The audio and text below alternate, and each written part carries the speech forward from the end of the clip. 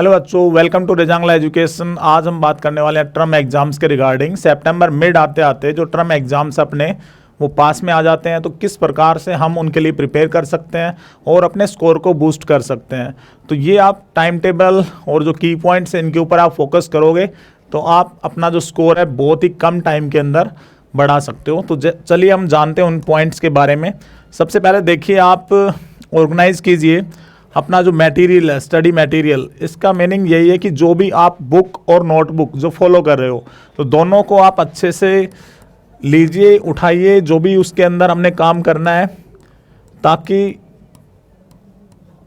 हम आसानी से अपना काम कर सकें। ठीक है, तो आपने जो भी नोटबुक अभी तक मान लीजिए कहीं पे रखी है तो भाई उसको निकालिए, अब उसको साफ़ कीजिए अच्छे से, और फिर उसके लिए आप प्रिपेयर होइए मेंटली। सबसे पहला अपना ये काम होना चाहिए कि जो भी रिक्वायर्ड अपनी चीज़ें हैं वो हमारी स्टडी टेबल के ऊपर होनी चाहिए।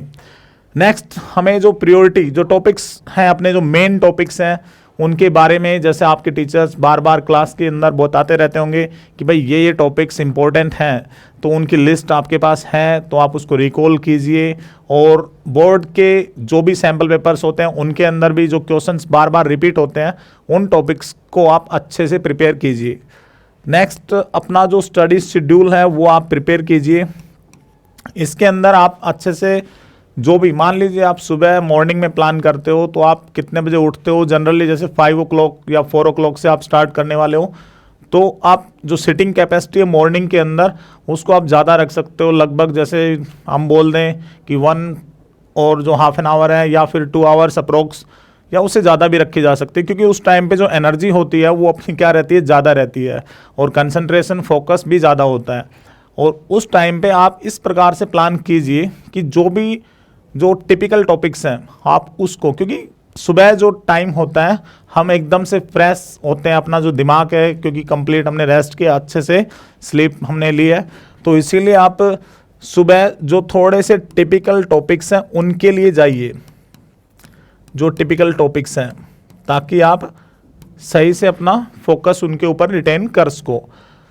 आपके जो भी नोट्स बनवाए गए हैं, क्लास नोट्स जनरली, उनको आप एज इट इज जैसा आपके टीचर ने आपको पढ़ाया, जिस एनर्जी के साथ आप रिकॉल करने की कोशिश कीजिए। आप जब उसको लेके बैठते हो तो चीज़ें अपने आप मेमोराइज होने लग जाती हैं कि हमारे टीचर ने इस चीज़ को ऐसे पढ़ाया था। आप उसी फ्लो के अंदर यदि बोलने की कोशिश करोगे तो आप देखोगे थोड़े टाइम के बाद आप भी सेम एनर्जी लेवल को गेन करने के कैपेबल हो जाते हो। तो इसीलिए रिव्यू का मतलब यही है कि आप उसमें अच्छे से टॉपिक्स जो बताए गए थे, किस प्रकार से आपको समझाया गया था, आप उसी के ऊपर काम कीजिए। नेक्स्ट, जो प्रॉब्लम्स हैं, बार बार जो इम्पोर्टेंट क्वेश्चंस होते हैं, जनरली बता दिया जाता है क्लास के दौरान कि भाई ये जो क्वेश्चन है इम्पोर्टेंट है, तो आप उन्हीं क्वेश्चंस को बार बार प्रैक्टिस कीजिए ताकि आप जो अच्छा रिजल्ट उनमें से निकाल पाओ। क्योंकि यदि आपने वो क्वेश्चंस बना लिए तो अपने आप ही देखेंगे आप कि आपका जो लेवल है वो इम्प्रूव होने लग जाता है धीरे धीरे, और जो बेसिक क्वेश्चंस हैं आप उनको कभी भी बना सकते हो। नेक्स्ट हम बात करते हैं कि जो ऑनलाइन रिसोर्सेज आप जो भी फॉलो कर रहे हो, जैसे मान लीजिए हमारे चैनल के ऊपर ही आप क्लास ले रहे हो, तो इसके जो टॉपिक्स हैं, आप जो आपको दिक्कत आ रही है उन टॉपिक्स को आप एसेस कर सकते हो, और इनके अपने शॉर्ट नोट्स हमारे टेलीग्राम चैनल है उसके ऊपर भी मिल जाएंगे, वहाँ से भी, या क्लास जो अपनी चल रही है उसके दौरान भी आप इनको बना सकते हो। उसके बाद जो फ्लैश कार्ड, मेमोरी कार्ड्स की हम बात करें तो जनरली देखिए जो भी बुक्स हैं आजकल उनके अंदर बहुत ही ईजीली मिल जाता है, या फिर जो सैम्पल पेपर्स होते हैं, या फिर कोई भी जो मैगजीन आप लेते हैं उस मैगजीन के अंदर भी आप देखेंगे कि वहाँ पे फ्लैश कार्ड एक मतलब वेरी वैल्यूएबल इंफॉर्मेशन किसी भी ड्राइंग के रूप में या फिर किसी पिक्चर के लिए, या कैसे भी मतलब उसको उन्होंने, हम बोल दें कि भाई बार जो डायग्राम है ग्राफिकल फॉर्म के अंदर है, इस प्रकार से वो दिखा देते हैं, या कोई और पिक्चर हो, किसी भी जैसे कोई फिनोमिना है उसको आपको अच्छे से याद नहीं हो पा रहा तो उसमें भी मतलब उनको डायग्राम के अंदर दिखा दिया जाता है, तो उससे भी हम कैप्चर कर सकते हैं इजीली और समझ सकते हैं इन चीज़ों को। सेकंड, उसके बाद ये बच्चों सबसे इम्पोर्टेंट पॉइंट है ग्रुप स्टडी का। तो इसमें आप ध्यान दीजिए कि कई बच्चे ऐसे सोचते हैं कि यदि हम मान लीजिए कि एक बच्चा है थोड़ा ब्रिलियंट है स्टडीज़ के अंदर, और वो बच्चा सोचता है कि यदि मैं इस टॉपिक पे बहुत ही अच्छे से कमांड है मेरी और मैं किसी दूसरे बच्चे को बताऊंगा तो उसका मतलब है कि उसको भी वो नॉलेज मिल जाएगी और वो मेरे से बेटर स्कोर कर सकेगा। तो भाई ऐसा नहीं होता है, क्योंकि नॉलेज जो होती है वो बांटने से और ज़्यादा बढ़ती है। यदि आप उसमें ब्रिलियंट थे तो आप उसको देखोगे कि बार बार आप उस टॉपिक को करने की ज़रूरत नहीं पड़ेगी, आप जब उसमें और ज़्यादा इम्प्रूवमेंट आपका होगा क्योंकि आपने उसको पास ऑन कर दिया है और नेक्स्ट जो बच्चा सुन रहा है वो भी अच्छे से उसको समझ पाता है। तो ग्रुप स्टडी के अंदर जो सबसे मेन चीज़ जो होती है वो आपने अपने पार्टनर के ऊपर ध्यान देना होता है कि भाई हमारा जो पार्टनर है उसकी एनर्जी लेवल कैसी है, ठीक है। क्योंकि ये तो सभी को मालूम ही होता है कि हमारे जो यार दोस्त होते हैं कि कौन मतलब ज़्यादा रुचि ले रहा है इसके अंदर टॉपिक्स में या अपने जो भी काम है क्लास वर्क उसके अंदर, ठीक है, और उसी के अकॉर्डिंग आप इन चीज़ों को प्लान कर सकते हो। तो नेक्स्ट अपने पास कि हमारे जो हाई यील्ड टॉपिक्स हैं इसका ये जो मेन चीज़ है, अपना जो भी ब्लूप्रिंट बोर्ड के द्वारा जारी किया जाता है उसके अंदर क्लियरली बता दिया जाता है कि जो 1 मार्क क्वेश्चन हो या फिर 2 मार्क क्वेश्चन हो वो सारे क्वेश्चन कौन से टॉपिक से आने वाले होते हैं। 3 मार्क्स के क्वेश्चन हो, 4 का जो वैल्यू बेस्ड क्वेश्चन आता है अपना, यार 5 मार्क्स, तो वो ब्लूप्रिंट के अंदर सारी चीज़ें क्लियरली मेंशन की जाती हैं। क्योंकि अभी मान लीजिए आप इस प्रकार से प्रिपेयर कर रहे हो, जैसे अभी हम बात करें यहाँ पे, क्योंकि आपको करनी पड़ेगी स्मार्ट स्टडी और वो ब्लूप्रिंट के अकॉर्डिंग हो सकती है कि यदि आपने सारी एनर्जी एक ऐसी यूनिट के अंदर लगा दी जिसका जो बोर्ड एग्जाम या आपने जो भी एग्जाम्स है उनके अंदर बहुत ही कम मार्क्स के क्वेश्चंस आने होते हैं। जनरली जैसे +2 की बात करें, EM 3 मार्क्स की आती है और आप उसके ऊपर डिवोट कर रहे हो 7 to 8 आवर्स, तो फिर दिक्कत है क्योंकि आप उसको किसी और यूनिट के ऊपर लगा सकते हैं एनर्जी को। तो इसीलिए आपको स्मार्ट होना भी पड़ेगा ताकि आप अच्छे से काम कर पाओ और मार्क्स अपने अच्छे आएँ। और मेन जो चीज़ होती है वो हमें एक सही अच्छा एक रेस्ट भी हमें साथ साथ प्लान करना होता है। उसके अंदर आप क्या कर सकते हो, जैसे भाई मेरा तो मानना यही है कि जनरली हमें किसी भी स्टूडेंट के लिए 5 आवर से नीचे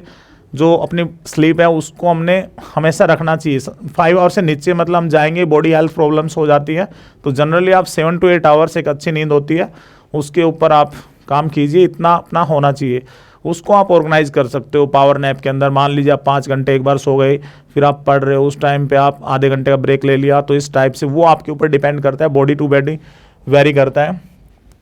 उसके बाद आता है जो मेन पॉइंट है अपना कि भाई आपने अपनी पॉजिटिविटी बना के रखनी है कि मैं इन टॉपिक्स के ऊपर मेरी कमांड है या मुझे ये नहीं आते तो मैं उनको छोड़ भी रहा हूँ। तो अपना जो कामनेस है एक प्रकार से वो बना के रखनी, क्योंकि आप शांत रहेंगे तो जो क्वेश्चन आप टिपिकल भी हो उसको भी इजीली बना पाओगे। तो ये पॉजिटिविटी अपने अंदर से खुद से डेवलप होती है, तो आप इस पे भी काम कर सकते हो अच्छे से। सेकेंडली जो मेन इंपॉर्टेंट चीज़ होती है कि भाई अपना जो टाइम है आपने एग्ज़ाम के दौरान वो अच्छे से डिवोट करना है, क्योंकि आपको पता होना चाहिए कि भाई 1 मार्क्स के जो क्वेश्चन है इनका आंसर हमें लगभग जैसे मान लीजिए 10 वर्ड्स तक हमने देना है, तो उसी के अकॉर्डिंगली